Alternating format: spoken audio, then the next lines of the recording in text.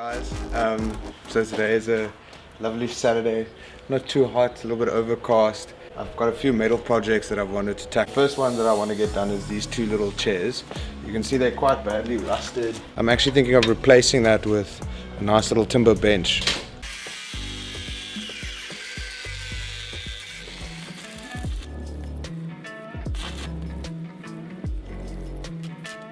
Next I think I'm going to just paint it with a primer, just hit all the rust spots.